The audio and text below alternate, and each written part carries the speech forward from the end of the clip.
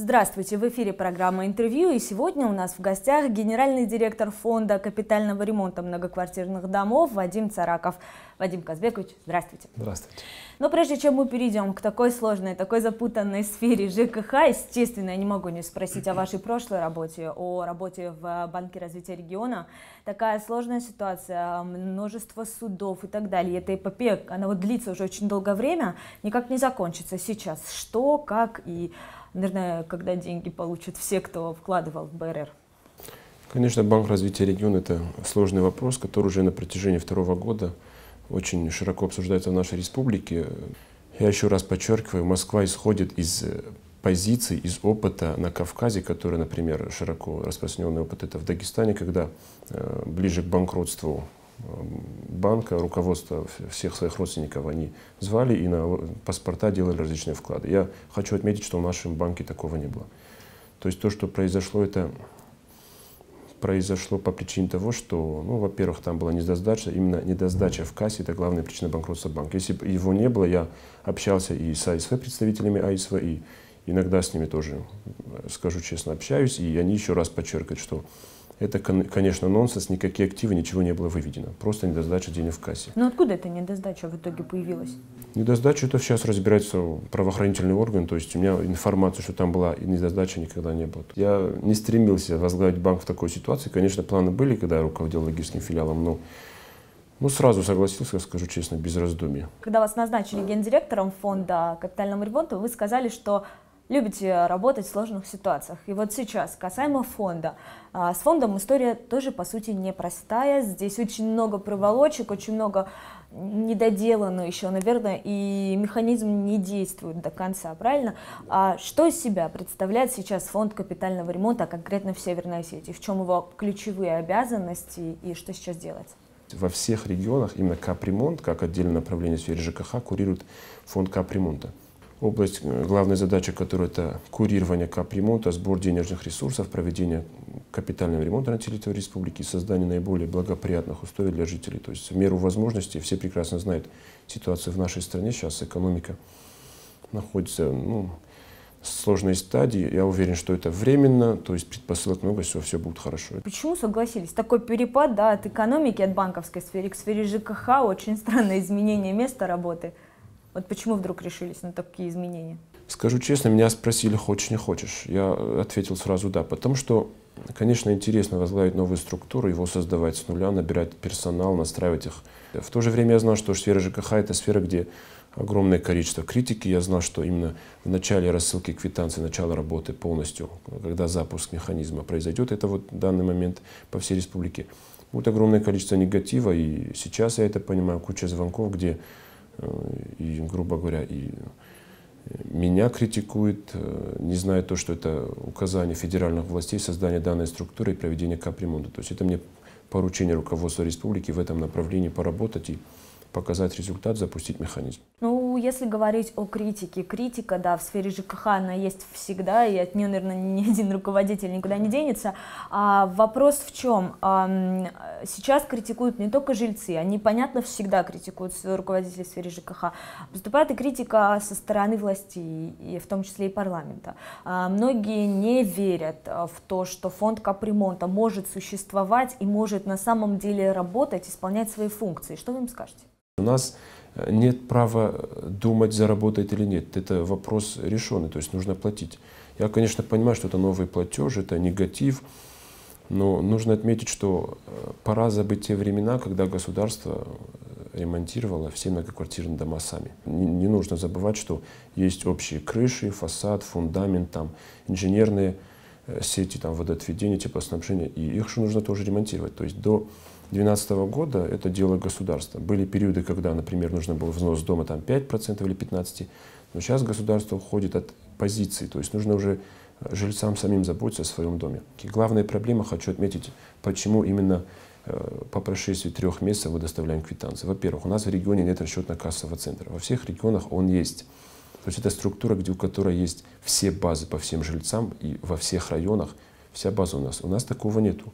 То есть мы должны были во всех районах в городе, по всей республике сами договариваться и с руководствами районов, также с платежными агентами, собирать базы данных, обновлять. Это огромный фронт работы. То есть это вот главная причина того задержки. Эта задержка — это не нарушение законодательства. Но то, что вот именно за 4 месяца, наверное, очень многих возмутит то, что там не когда должны были, да, прислали эти квитанции, а позже, через 4 месяца. Ну да, касательно этот вопрос, это правильная претензия в нашу сторону. То есть, что хочу отметить, там в квитанции есть пока за 1 месяц, потом за 4 месяца. Перерасчет написано. Конечно, многие это все не понимают. Мы сейчас стараемся доводить. У нас вчера поступило 127 звонков в офис. Многие жалуются, что номера всегда заняты. Но мы вчера и 3-й номер еще дал мэрии. Они много звонков и в мэрию поступают. И стараемся максимально идти навстречу. Ну, нужно платить хотя бы поэтапно вот эти 3 месяца. А если говорить конкретно о работе этого фонда, то есть схема какова? Каждый жилец многоквартирного дома теперь каждый месяц платит 6,5 рублей за каждый квадратный метр своей квартиры. Но вот вопрос в чем? Они могут сами решать, платить эти деньги вам, ну, не конкретно вам, понятно, да, в вашу организацию, либо платить эти деньги, копить их на своем лицевом счете. Расскажите, пожалуйста, преимущество одного, второго способа сбора денег, в чем разница и как людям решать, наверное? Вот на сегодняшний день из 2530 домов только 15 открыли специальные счета. То есть это люди, которые посчитали, что специальный счет лучше. Многим кажется, что это очередная структура, которая будет как-то, грубо говоря, где деньги исчезнут и так далее, и так далее. То есть есть жесткий контроль. Гарантом деятельности субсидиарной ответственности несет правительство республики. То есть деньги хранятся у нас в ВТБ, это один из государственных банков. Банк, который приближен к руководству страны, то есть банк, который проводит очень такую консервативную, очень взвешенную политику в области банковской деятельности. То есть если житель выбирает спецсчет, они все расходы на обслуживание счета, платежки, переводы и так далее несут сами. Если они выбирают наш счет, мы это сами несем. Вот эти все расходы. То есть это несет бюджет республики. Все расходы там, по платежкам, переводам и так далее. В нашем счете тоже есть и контроль со стороны жильцов. Мы можем каждому дому дать распечатку поступления. По спецсчету, вы сами понимаете, если взыскивает государство, не плательщик, это одна позиция. А там многие вообще не будут платить, как не платили. Многие пусть не думают, что если они не платят по спецсчету, это все будет взыскиваться.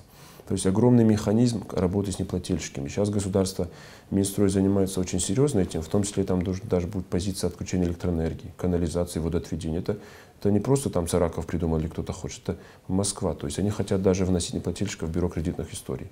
Ну, что касается вот суммы в 6,5 рублей, исходя из чего она формировалась, она наверняка разная в разных регионах. Вот исходя из чего 6,5 рублей, и какова вероятность того, что в условиях кризиса эта цифра вырастет? Это определенная формула, и все регионы рассчитали по этой формуле. То есть туда входят показатели и по жилищному фонду республики, и по планируемым показателям 25 лет. То есть там ряд показателей. То есть у каждого субъекта есть они свои. 6,50 это не такой большой коэффициент. Я хочу отметить, что во многих регионах он намного выше. 2014-2016 год пока 6,50. В конце 2016 года парламент, правительство будут принимать решения. Повышать, понижать, это тоже их решение. Мы исполняем исполнительный орган, то есть мы исполнитель. Как они скажут, мы в этих рамках будем работать. Специально для работы фонда сформирована специальная госпрограмма, и, значит, по ней мы должны ремонтировать все дома, да, но при этом очень велик, да, процент износа жилого фонда в Северной Осетии, называлась цифра в 70%. То есть 70% домов требуют неотложного ремонта. Но мы не можем, да, в один год вместить все эти дома. Что делать? Как решать, какой дом достоин ремонта, а какой нет?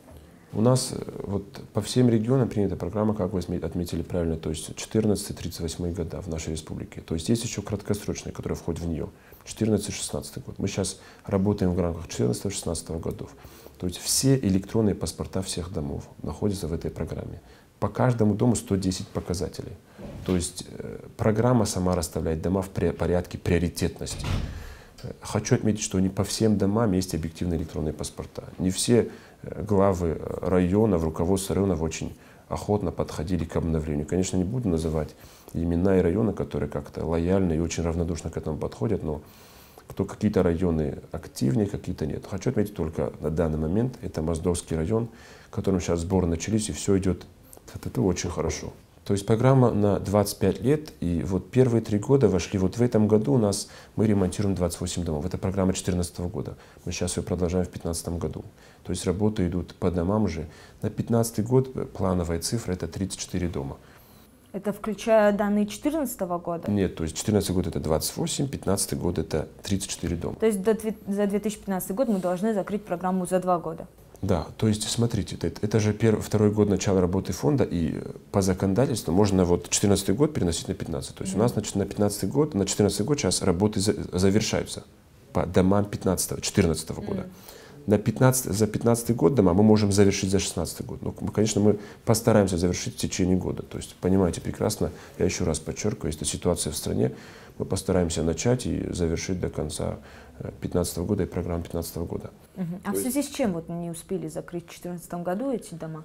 В связи с чем? То есть мы, конечно, я же говорю, это организационное мероприятие, то есть у нас конкурсы проходили в конце года, и в конце января начались работы уже по всем домам. Я там периодически, мы и с руководством, со своими работниками, мы выезжаем, проводим, смотрим, проводим проверки, различные ревизии. Ну вот что касается 110 показателей, о которых вы сказали, какие основные, вот исходя из которых, наверное, будет решаться, что дом надо ремонтировать уже сейчас? Год постройки, последний ремонт. То есть 110 показателей, где вид крыши, когда крышу меняли, вид инженерных сетей, водоотведения, теплоснабжения, вид фундамента, фасада, когда его в последний раз делали. То есть очень много показателей. То есть и система сама расставляет дома в порядке очередности. Ну вот просто если даже чисто математически прикинуть, да, 2500 домов и в год там, ну максимум 40 домов, если ремонтировать, то дождаться своей очереди на самом деле очень сложно. Я это, конечно, понимаю. То есть это из-за ограничения финансирования по всей России, также в республике, вот нюанс только в этом. Второй вопрос, то есть капремонт это не означает вот по каждому дому менять все. То есть вот по какому-то дому может на 1 год попасть там фундамент и крыша. Вот по этому дому через 4 года попадет там водоснабжение внутри или теплоснабжение. То есть какие-то параметры, исходя из вот этой базы, они в разные года попадают. В 2014 году вот сейчас дома, которые реально нуждаются в ремонте. Конечно, можно было и другие дома включить, но я же говорю, из-за ограниченности финансовых ресурсов мы не можем, и у страны, и у республики нет таких возможностей, чтобы, к сожалению, отремонтировать все дома, которые нуждаются. На этот год у нас бюджет 69 миллионов, на 2014 год. Это собранные с людей деньги? То есть за 2014 год по закону пока собраны не будут.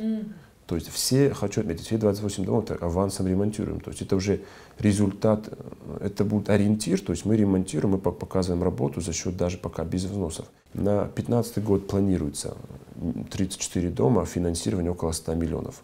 А что касается именно конкретно суммы, направленной на ремонт этого дома, да? Ремонт проводится исключительно, я считаю, естественно, после 2016 года, исключительно за счет жильцов?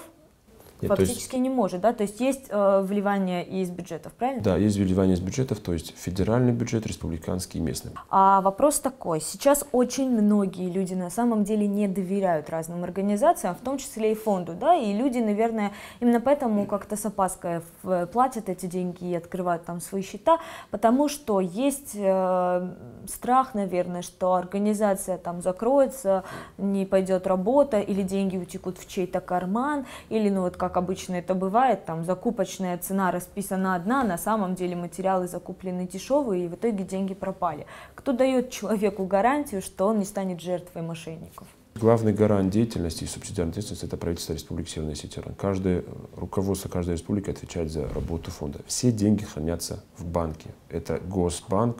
Жестко все деньги направляются на проведение работы. То есть содержание и моего аппарата, и зарплата Царакова, также канцтовар и так далее — это республиканский бюджет. Гарант деятельности — это различные также фискальные органы, то есть, которые будут нас проверять. Их очень много, и в том числе и фонд содействия реформирования ЖКХ. За деятельность именно в направлении и переселения из аварийного жилья, из ветхого жилья, и по капремонту отвечает это руководство республики. Руководство республики будет отвечать и, грубо говоря, не дай бог, за проступки Царакова и так далее, и так далее. Ну, думаю, не подведем. Ну, дело даже, наверное, не в конкретно в работе фонда, сколько в последующей работе подрядчиков. То есть подрядчик обязан, да, если брать капремонт, там поменять трубы, провода, крышу, фасад, ну и так далее, да, есть какие-то основные работы.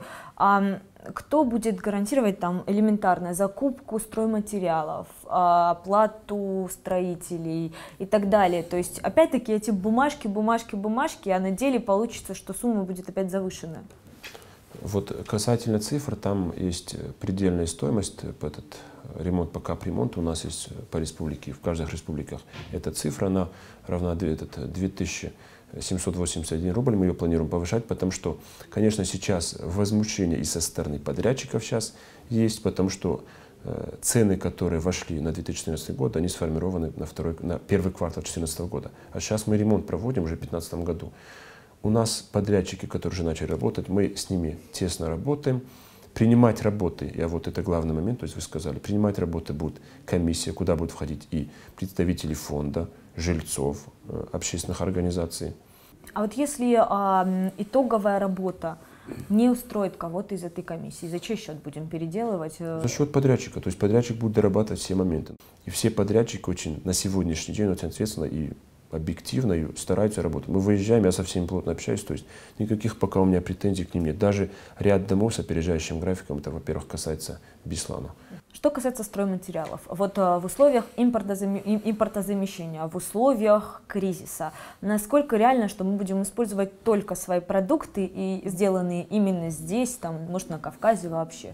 Интересный вопрос, актуальный. Вот перед тем, как ответить, хочу, во-первых, что сказать. С Фонда содействия реформирования ЖКХ поступило каждому региону письма, чтобы мы всем подрядчикам, грубо говоря, порекомендовали, довели более ориентироваться на отечественную продукцию. Мы, конечно, и письма направляли, сам лично с ними общался. Касательно стройматериалов, у них сейчас цены, конечно, очень возросли.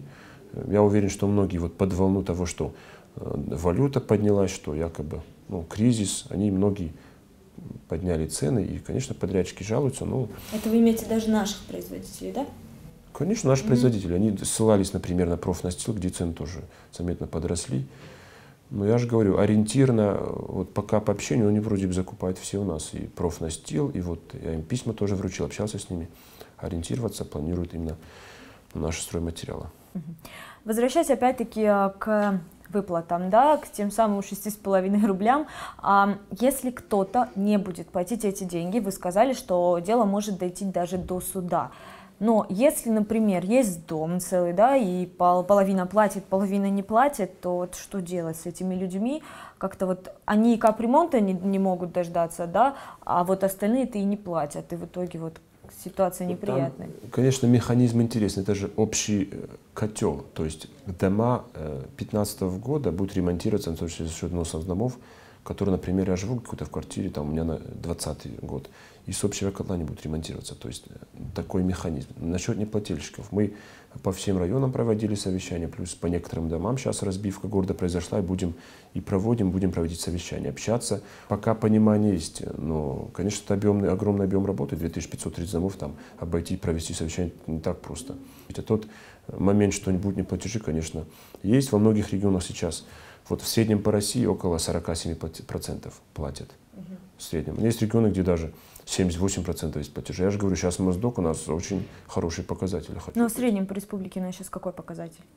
Пока мы начали только вот с середины февраля собирать, но пока собрано около 3 миллионов рублей. С середины февраля мы начали, то есть мы собираем уже неделю, чуть больше недели.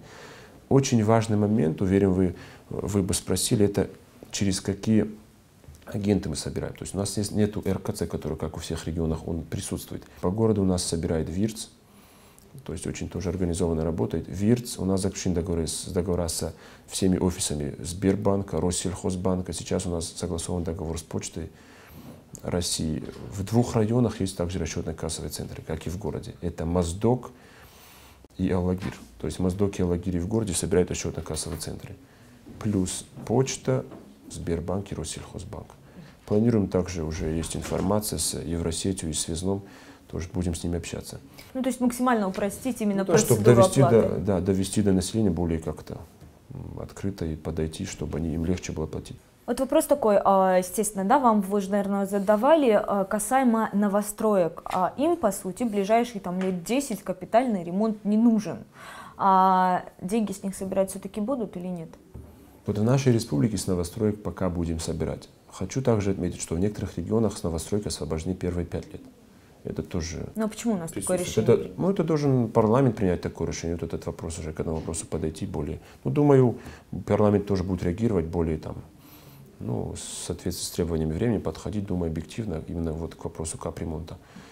Касательно неплатежей тогда, вот этого момента. То есть если человек, например, продает квартиру, я советую всем, кто продает квартиру, смотреть, долги закрыты или нет, потому что долги переходят на жильца, кто покупает. Даже не тому, кто продает, а надо следить тому, кто покупает квартиру. Да, советую следить, потому что если кому-то кажется, у нас есть база неплательщиков и так далее, это будет жестко контролироваться. Тут даже до такой меры сейчас планируется, что регистрировать покупку и продажу, то есть не будут именно с долгами, справка нужна будет. Такой момент тоже присутствует. И советую на это тоже обращать внимание. Если, например, дом аварийный, вот начали платить, там 5 лет платят и аварийный, тогда эти деньги переходят именно за этими владельцами на следующие дома. Вот я же говорю, то есть жесткая фиксация, именно контроль за... Вот, например, у меня есть квартира, там на эту квартиру будет, на этого жильца деньги будут фиксироваться в нашей базе. То есть это сейчас, конечно, закон новый, закон многие считают сырой, но он проходит там процесс совершенствования, и думаю, все будет нормально, будет носить изменения Госдума, и Минстрой очень жестко подходит ко всем. Также руководство страны, в том числе президент страны, не раз говорит, что нужно обратить внимание именно на контроль за выполнением всех работ, а также контроль за неплатежами. Что касается льготников, там, пенсионеров, возможно, инвалидов, есть какие-то льготы по уплате за капремонт? То есть мы сейчас планируем пообщаться и с Министерством труда и нашей республики. То есть льготы, возможно, будут, пока вопрос прорабатывается. То есть если льготы будут, тогда вот за эти прошлые месяцы тоже это все будет учитываться. В некоторых регионах тоже пока вопрос находится на проработке. То есть пока четкой законодательной нормы, что должны быть льготы по капремонту, к сожалению, нету. Касательно льготы, я думаю, мы дадим ответ в ближайшее время на этот вопрос. Думаю, не будут. Будут? Да. Ну, что касается, наверное, заключений, да, вы сейчас говорите о том, что, да, сбор денег идет, но пока он идет, ну, пока раскачиваемся, да, а 2 года у нас дается такие вхождения в программу. Если все пойдет нормально, да, как планировалось, количество домов в год ремонтируемых, оно может вырасти, там, достигнуть 100, например, в год. Это, конечно, цифры пока заоблачные, да, но если мы соберем 400 миллионов планируемых. Думаю, будет расти, я уверен в этом. И вот 28-34 он каждым годом будет расти. Думаю, на показатель в этом году, я же сказал, минимум на 100 миллионов. То есть если и то со сбором там 30-40 миллионов, мы заложили, все регионы закладывать минимальный показатель, чтобы, конечно, не сорвать программу. Если мы соберем больше, то, конечно, будет хорошо. То есть каждый должен подходить к этому. Я же говорю, конечно, есть претензии, что это новый платежный более. Это федеральный закон, его нужно исполнять. Ну да, и хочется еще, знаете, призвать жильцов быть чуть-чуть активнее, потому что тут их судьба решается, да. Вы сказали, что всего 15 домов решили открыть свой собственный счет из 2500. То есть, по идее, наверняка большинство из них, ну, вообще не задумывалось и не провело большинство сбор. из них, они молчуны, грубо говоря, к нам перешли. Но я же говорю, я, конечно, понимаю, возможно, успеть счета. Если дом, конечно, идеально платит, можно открыть спецсчет. Но думаю, таких домов, кто идеально платит, и еще, вот пусть они не забывают, что с этих платежей 6,50, там нужно будет и банку платить, комиссию и так далее, распечатка, квитанции, это же нужно тоже платить. Распечатка на принтере, там тоже затраты. А здесь платит республика сама. Да, насчет контроля, я сейчас подрядчикам говорю, что мы с населением общаемся. Для меня мнение жильцов дома при проведении работы очень важно. Это все подрядчики прекрасно знают. То есть если у них будут претензии, мне это не объяснение. То есть нужно эти претензии все устранять. То есть это и позиция и руководства республики, и министерства. То есть жильцы должны, грубо говоря, похвалить все работы. И будем к этому максимально подходить, максимально возможно и приближенно подходить к этому. Ну что ж, вы так обрисовали ситуацию, по сути, да, то хочется верить, что если все пойдет так, как должно пойти, то все будет идеально. На самом деле мы вам желаем удачи, потому что от вашей работы, наверное, зависит качество и наших домов в том числе. Будем стараться. Ну что ж, еще раз вам спасибо за то, что вы к нам пришли сегодня, ответили на эти вопросы. Думаю, очень многие теперь поняли, наверное, да, и сделали для себя какие-то выводы. Думаю, сейчас, дай бог, звонков станет меньше, и критики тоже. Спасибо. Вам еще раз спасибо, а нашим зрителям я напоминаю, что сегодня у нас в студии был генеральный директор фонда капитального ремонта многоквартирных домов Вадим Цараков. Меня зовут Яна Гайгиева, мы с вами увидимся ровно через неделю. Всего доброго и до встречи.